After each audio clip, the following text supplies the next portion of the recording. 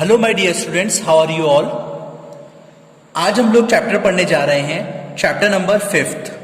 ठीक है, ये एक्चुअली हमारा रिवीजन वीडियो है अकाउंटिंग इक्वेशंस का। मुझे मालूम है थोड़ा सा टाइम हो गया है, हम लोगों को गैप ज़्यादा मिल गया है, ठीक है ना, इसलिए मैं आप लोगों को ये जल्दी से रिवीजन करवा दे रहा हूँ अकाउंटिंग इक्वेशंस का। देखिए चैप्टर जो है बहुत ज़्यादा इंपॉर्टेंट है, ठीक है ना, और इसी के बेस पर हम लोग आगे भी चैप्टर्स सीखेंगे। अकाउंटिंग इक्वेशन मतलब होता क्या है, देखिएगा मैं अगर आप लोगों को बता दूं कि अकाउंटिंग इक्वेशन जो है ना वो है एक पूरा एलएचएस। आप लोगों ने मैथ्स लैंग्वेज के अंदर सीखा था एलएचएस और आरएचएस, यही पूरा बेस्ड है एलएचएस और आरएचएस के ऊपर, यही पूरा चैप्टर है। ठीक है, आप लोग चाहे तो इसके नोट्स भी बना सकते हैं, मैं आप लोगों को इसकी पीडीएफ भी प्रोवाइड करवा दूंगा, ठीक है, जिससे कि आप लोग इसको आसानी से कंप्लीट कर सकते हैं। चलिए फिर स्टार्ट करते हैं हम लोग उसको।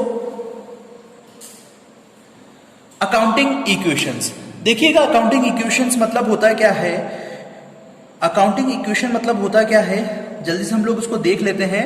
Accounting equation is a mathematical expression. जैसे कि आप लोगों ने क्लास 6, 7, 8, 9, 10 के अंदर आप लोग सीखते आए हैं कि ये एक पूरा का पूरा मैथमेटिकल एक्सप्रेशन है, ठीक है, जहां पर हम लोगों को ये पता चलता है कि जो एसेट्स होती है और जो लायबिलिटीज होती है, ठीक है, वो बिल्कुल ही इक्वल होती हैं, ये दोनों आपस में एक दूसरे के बिल्कुल इक्वल होते हैं। ठीक है, आई होप आप लोगों को यहां तक समझ में आ गया होगा। Accounting equation is a mathematical expression, ये एक मैथमेटिकल एक्सप्रेशन है जो कि हम लोगों को बताता है कि जो एसेट्स होती है और जो लायबिलिटीज होती हैं वो बिल्कुल इक्वल होती हैं। जैसे कि अभी अगर मैं आप लोगों को बता दूं कि ना ये जो है ये हमारा एसेट्स है, आप लोगों को दिख रहा है ये एसेट्स है, और एसेट्स जो होती है वो हमेशा बराबर होती है लायबिलिटीज और कैपिटल्स की। और कैपिटल को हम लोग एक और चीज बोलते हैं, आप लोग बता दें मुझे कैपिटल को एक और चीज क्या बोलते हैं। ठीक है, देख लीजिए, कैपिटल को बोलते हैं ओनर्स इक्विटी। ठीक है, कैपिटल को हम लोग ओनर्स इक्विटी के नाम से भी जानते हैं। अब हम लोग देखेंगे इसका सेकंड पॉइंट क्या कह रहा है कि द अबव रिलेशनशिप, ये जो रिलेशनशिप है, ठीक है, ये जो रिलेशनशिप है हम लोगों को ये बताता है are known as accounting equations. ठीक है ना, यही चीज है जो है वो हम लोगों को बताता है अकाउंटिंग इक्वेशन या फिर बैलेंस शीट इक्वेशन। अब ये बैलेंस शीट इक्वेशन क्या होता है, ठीक है, देखिएगा बैलेंस शीट इक्वेशन क्या होता है, ये आप लोग अभी इसको जो बैलेंस शीट जो है इसको नेक्स्ट चैप्टर के अंदर भी पूरा इसका एक चैप्टर होगा ट्रेडिंग एंड पीएनएल अकाउंट और बैलेंस शीट, ये हम लोग नेक्स्ट चैप्टर के अंदर भी सीखेंगे। लेकिन अभी मैं जस्ट आप लोगों को ये बताना चाहता हूं कि बैलेंस शीट आखिर होती क्या है। ठीक है, अगर हम लोगों को बैलेंस शीट अभी से समझ में आ गया तो हम लोग आगे भी हमारे लिए बहुत ज्यादा इजी रहेगा। अब बैलेंस शीट बनाने का तरीका क्या है वो अभी आप लोग देख लीजिएगा। देखिए बैलेंस शीट का परफॉर्मा होता है एक बैलेंस शीट, ठीक है ना, इसका एक परफॉर्मा होता है। वो परफॉर्मा क्या होता है, यहां पर हम लोग एक कॉलम बनाते हैं, ठीक है, यहां पर हम लोग एक कॉलम बनाते हैं, ठीक है, यहां पर मैं आपको एक रफ वर्क जिससे कि मैं आपको समझा दूंगा, ये रफ वर्क है, ठीक है, ये परफॉर्मा यहां तक समझ में आ गया। आगे देखिएगा यहां पर क्या आता है, हमारा लायबिलिटीज आता है, ठीक है ना, यहां पर हमारी लायबिलिटीज आती है, यहां पर हमारा अमाउंट आता है, ठीक है, अमाउंट पूरा लिख दे रहा हूं, यहां पर हमारा अमाउंट आता है और यहां हमारी आती है एसेट्स। ठीक है, यहां आती है हमारी एसेट्स और यहां पर आता है हमारा अमाउंट। ठीक है, यहां तक आप लोगों को समझ में आ गया।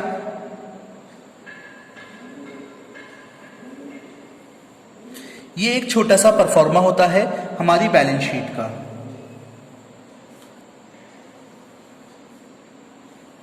जिससे कि आपको हमेशा अपनी नोटबुक के अंदर बना के रखना है, ठीक है ना, या फिर बनाना है, हर एक क्वेश्चन के अंदर आपको बनाना पड़ेगा ये जो परफॉर्मा होता है। मैं जैसा आप लोगों को समझा रहा हूं एक एग्जांपल के थ्रू, अब आप लोग समझिएगा कि ये जो एग्जाम्पल है, ये एग्जाम्पल क्या कह रहा है, ठीक है। अब देखिएगा ये बैलेंस शीट बनाने का हम लोगों को बनाते क्यों हैं? बैलेंस शीट इसलिए बनाते हैं क्योंकि हम लोगों को पूरे ईयर एंड के अंदर हम लोगों को ये पता होना चाहिए कि हमने कितना ज्यादा एक्सपेंस करा है, कितना ज्यादा हमारी इनकम हुई है, ठीक है, कितनी ज्यादा हमारे ऊपर लायबिलिटी होती है और कितनी ज्यादा हमारी एसेट्स है। मैंने आप लोगों को लायबिलिटी के बारे में भी समझा रखा है, मैंने आप लोगों को एसेट्स के बारे में भी समझा रखा है। लायबिलिटी जो होती है वो हमारा एक बर्डन होता है, ठीक है ना, हमारे ऊपर एक बोझ होता है जिसे हम लोग लायबिलिटी के नाम से जानते हैं। देखिएगा एसेट्स वाली जो अमाउंट होता है और जो लायबिलिटीज वाला जो अमाउंट होता है ये हमेशा इक्वल रहेगा। अगर ये अनइक्वल हुआ तो आपका इसका मतलब आपने कुछ ना कुछ गड़बड़ की है, ठीक है ना। इसीलिए जो बैलेंस शीट होती है वो बहुत ज्यादा ध्यान से बनाई जाती है। हर एक मार्केट के अंदर, हर एक बिजनेस के अंदर बैलेंस शीट होती है, उसका बहुत बड़ा रोल होता है। अगर आप लोगों को बैलेंस शीट बनानी आती है, एग्जाम के अंदर भी ऐसा होता है कि अगर बैलेंस शीट बनाने में कुछ भी मिस्टेक होती है तो हम लोगों को ऐसा होता है, हम लोगों को सही तरीके से नींद नहीं आती। ऐसी जो बड़े बड़े बिजनेस होते हैं ना, उन लोगों को भी बैलेंस शीट बनाना बहुत ज्यादा इंपॉर्टेंट है। उन लोगों के अंदर भी अगर बैलेंस शीट मैच नहीं हो पाती ना, तो कई लोग जो होते हैं ना, उन लोगों को नींद नहीं आती है। अकाउंटेंट जो होता है वो उसका एक बहुत बड़ा काम ही यही होता है कि उसको बैलेंस शीट बनाना, ठीक है ना। तो बैलेंस शीट जो सीए होते हैं, चार्टेड अकाउंटेंट होते हैं, उनको भी बहुत ज्यादा इंपॉर्टेंट होती है कि बैलेंस शीट को मैच करवाना बहुत ज्यादा इंपॉर्टेंट होती है, ठीक है। तो देखिएगा एक एग्जांपल समझिएगा, बहुत ध्यान से समझिएगा, मैं बहुत ज्यादा धीरे धीरे समझाऊंगा इसको, ठीक है। तो देखिएगा जैसे कि सपोज करो मेरा एक बिजनेस है, किसका? गुलाब जामुन का, ठीक है, गुलाब जामुन का बिजनेस है, ठीक है। तो मैंने क्या करा, मैंने गुलाब जामुन का बिजनेस स्टार्ट करा, मैंने कैश लगाया बिजनेस के अंदर, जो कि था 1 लाख रुपीस का, ठीक है ना। अब मैं गुड्स लेकर आ गया, सपोज करो मैं गुलाब जामुन और लेकर आ गया, एक एग्जांपल समझना, ठीक है। ये मैंने बिजनेस के अंदर लगा दिया 1 लाख रुपीस, और मैं गुलाब जामुन लेकर आ गया, गुड्स लेकर आ गया 50,000 रुपीस के, ठीक है। तो मेरा टोटल अमाउंट कितने का हो गया बिजनेस के अंदर? 1,50,000 रुपीस की, ठीक है। ये मेरी टोटल कैपिटल हो गई, ठीक है। समझ में आ रहा होगा आपको। ये 1 लाख रुपीस का कैश लगाया, 50,000 रुपीस के मेरे गुड्स आ गए, ठीक है। और तो ये मेरे टोटल कैपिटल कितने हो गई? 1,50,000 रुपीस की टोटल मेरे पास कैपिटल हो गई।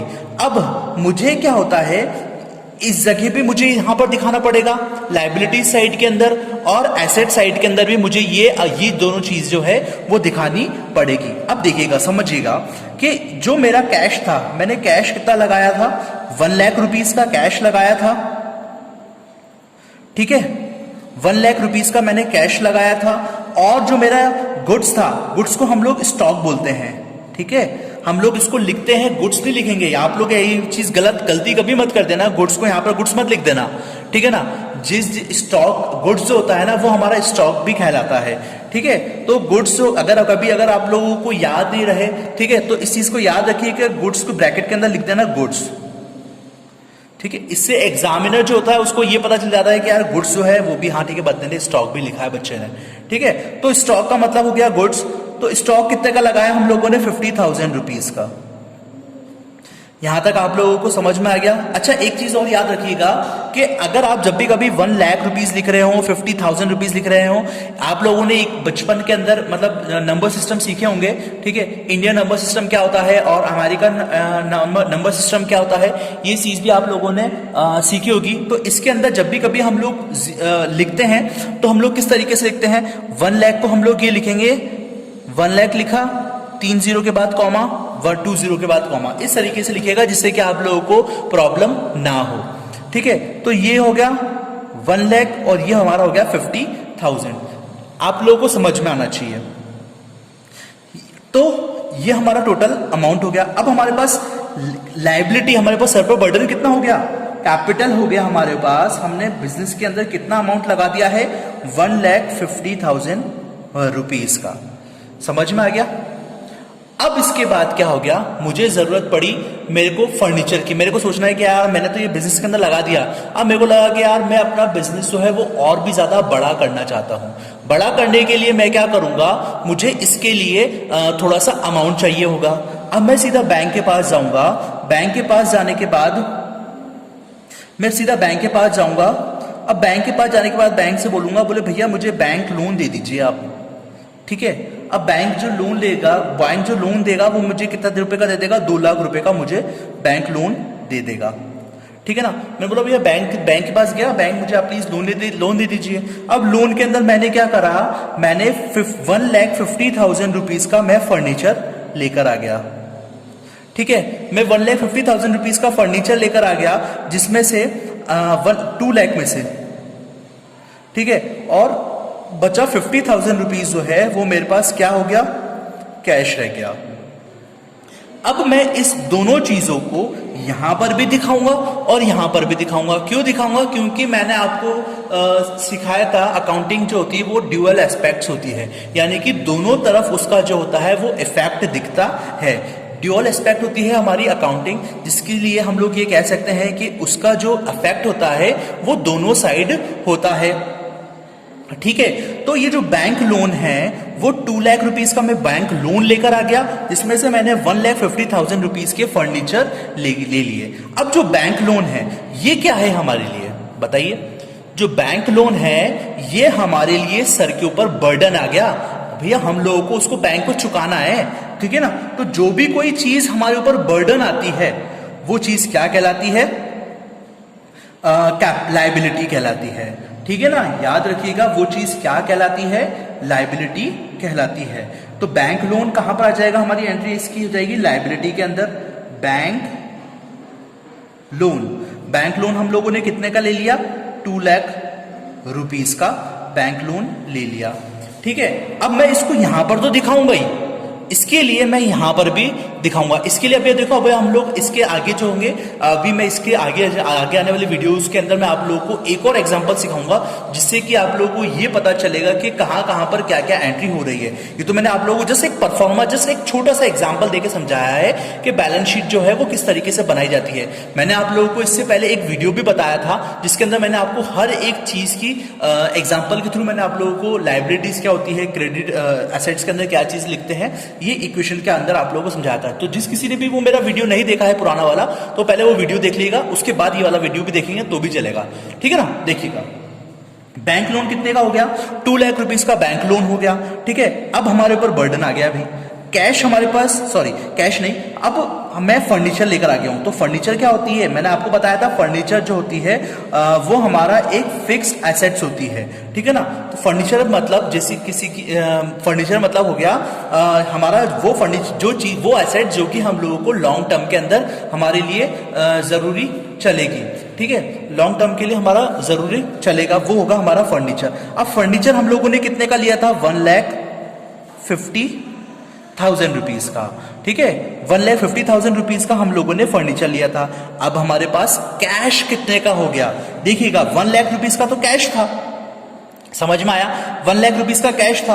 अब हम लोगों ने बैंक लोन लिया था, वो लिया था 2 लाख रुपीस का। ठीक है, अब 2 लाख रुपीस का हम लोगों ने बैंक लोन लिया था, जिसमें से हमारा फर्नीचर था 1,50,000 रुपीस का। अब हमारे पास कैश कितने का हो गया, 50,000 रुपीस का। तो ये जो अमाउंट है वो हम लोग क्या लिखेंगे, यहां पर जो कैश हो जाएगा वो हम लोग क्या कर देंगे, 50,000 और ऐड करने के बाद इसको क्या कर देंगे हम लोग, 1,50,000 रुपीज। यहां तक समझ में आ गया, ठीक है ना। यहां तक आप लोगों को समझ में आ गया होगा। अब हम लोग ये चीज देखेंगे, हमारा मेन जो काम होगा वो काम क्या होगा कि यहां की टोटल और यहां की टोटल अगर बराबर आ रही है तो हमारी ये चीज बिल्कुल परफेक्ट है। ठीक है, और अगर नहीं आई तो भैया हम लोगों ने मिस्टेक करी है। तो हम लोग ये देखेंगे तो इसका टोटल आएगा 0 0 0 0 0 5 और 3,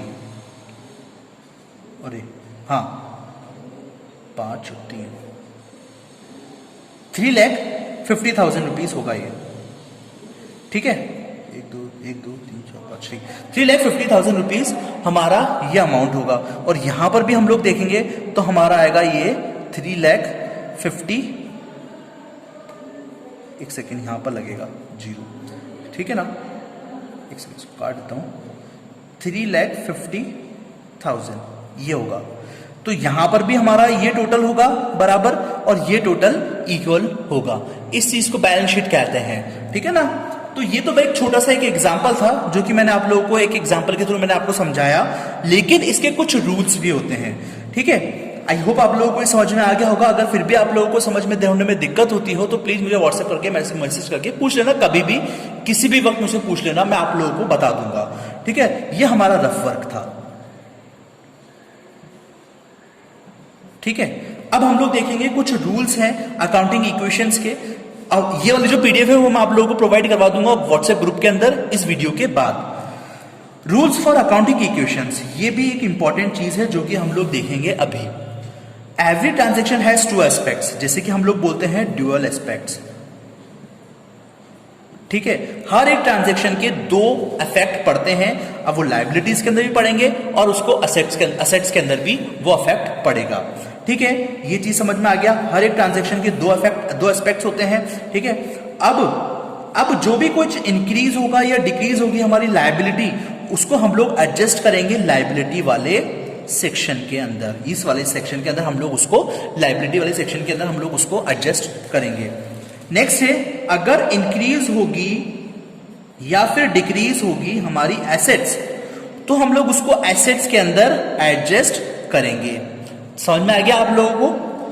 कोई भी हमारा एक्सपेंस जो है होगा और उसको हम लोग डिडक्ट करेंगे कैपिटल में से। हमारा कोई भी खर्चे हो रहे हैं, बर्डन हो रहे हैं, तो हम लोग उसको किस में से डिडक्ट करेंगे, किस में से, कैपिटल में से। इस वाली चीज में से हम लोग उसको डिडक्ट करेंगे, ठीक है ना। जैसे कि हम लोगों ने कोई भी खर्चा करा, इस फर्नीचर के अंदर से हम लोग फर्नीचर लेकर आए, इस कैपिटल में से हम लोग फर्नीचर लेकर आए, हमारे पास बेसिस में से हम लोगों ने पैसे निकाले, तो मैं जो चीज करूंगा ना, मैं यहां से भी इसको डिडक्ट करूंगा और जो मैं फर्नीचर लेकर आऊंगा तो वो मेरा फर्नीचर जो होगा वो इस वाली एसेट्स इंक्रीज होगी, ठीक है ना, एसेट्स में इंक्रीज होगा। यहां पर से भी वो कैपिटल डिडक्ट होगी। 50,000 रुपए का सपोज करो, नहीं 20,000 रुपए का मैं फर्नीचर लेकर आया, तो 20,000 में से कैपिटल में से भी मैं 20,000 रुपए डिडक्ट करूंगा, यानी कि ये कैपिटल हो जाएगी मेरी 1,30,000 रुपीज और फर्नीचर में यहां पर लिखूंगा 20,000 रुपीज के, तो मेरे एसेट्स भी इंक्रीज हो जाएगी और मेरा कैपिटल भी डिक्रीज हो जाएगा, ठीक है ना।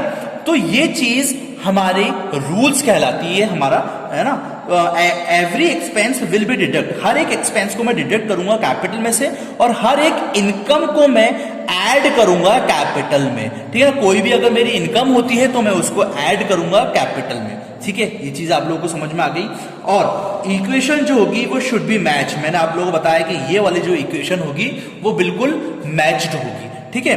तो यहां पर भी वो चीज बराबर होगी और यहां पर भी चीज बराबर होगी, यानी कि यहां पर लायबिलिटीज का सेक्शन जो है वो बराबर है और कैपिटल का जो एसेट्स का जो सेक्शन है वो बराबर होगा। इसीलिए मैं ये कह सकता हूं कि ये लेफ्ट हैंड साइड वाला जो है सेक्शन और राइट हैंड साइड वाला जो सेक्शन, ये एक मैथमेटिकल इक्वेशन है जो कि हमेशा बराबर होगी। तो बच्चों यहां पर तक हम लोगों ने कंप्लीट कर दिया है। अब इसके आगे आने वाली वीडियो के अंदर मैं आप लोगों को एक पूरा एग्जाम्पल सिखाऊंगा, ठीक है। तो अब हम लोग मिलेंगे नेक्स्ट वीडियो के अंदर, तब तक के लिए पढ़ते रहिए। Thank you, have a great day.